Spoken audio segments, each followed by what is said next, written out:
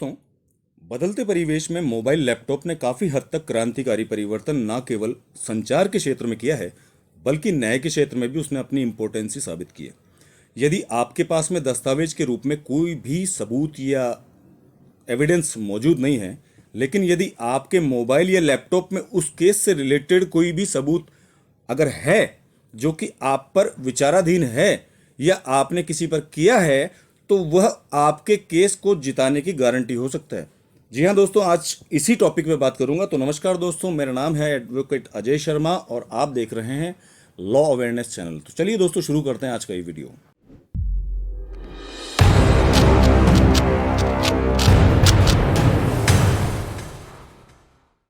दोस्तों, कुछ समय पहले तक तो कोर्ट के अंदर चलने वाले केसेस का डिसीजन मात्र दस्तावेजों और गवाही के आधार पर ही किया जाता था, लेकिन वर्तमान में सभी केसेस में ऑडियो वीडियो रिकॉर्डिंग को भी एक अच्छे सबूत के रूप में देखा जाने लगा है।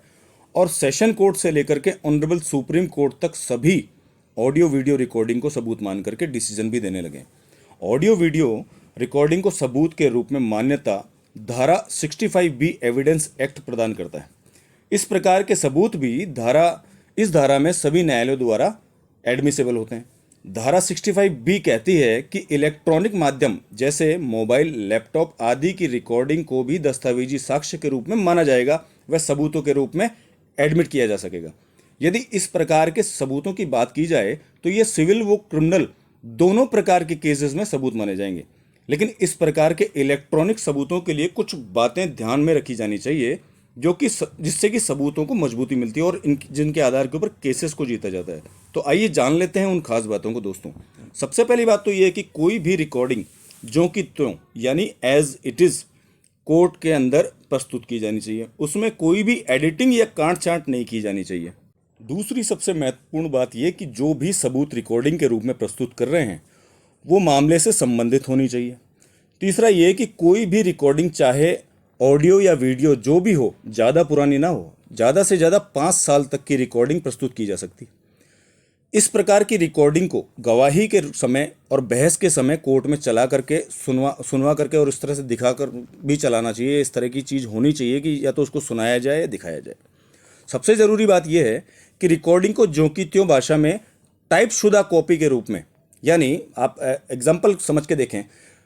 जैसे आपने कोई रिकॉर्डिंग पेश की है, आप दोनों की, सामने वाले की और आपके बीच में जो भी कोई वार्तालाप फ़ोन के ऊपर हुई है, तो आपकी जो भी रिकॉर्डिंग हुई है वो जैसे आपने बोला ये शब्द बोला, आपने ये लिख दिया, सामने वाले ने उसका क्या रिप्लाई दिया वो भी लिख दिया, उसका नाम लिख करके। तो इस तरीके से आप टाइप शुदा कॉपी के अंदर कोर्ट के अंदर प्रस्तुत की जाएगी।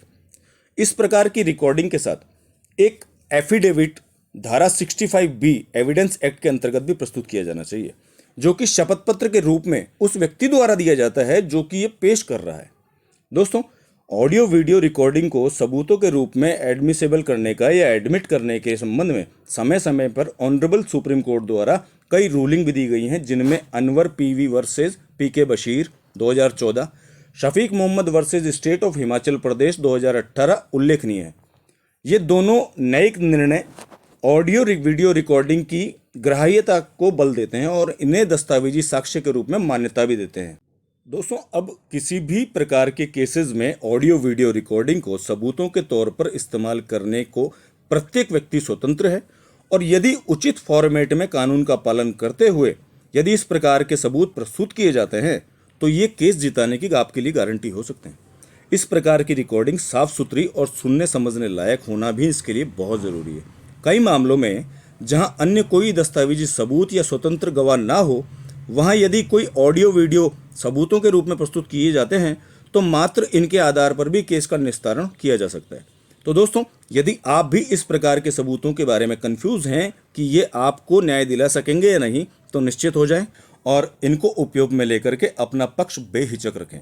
इलेक्ट्रॉनिक सबूतों की जानकारी के संबंध में यदि आपको ये वीडियो पसंद आया हो तो वीडियो को लाइक और शेयर ज़रूर करें, चैनल सब्सक्राइब कर लें और किसी भी जानकारी के लिए हमें कॉल भी कर सकते हैं।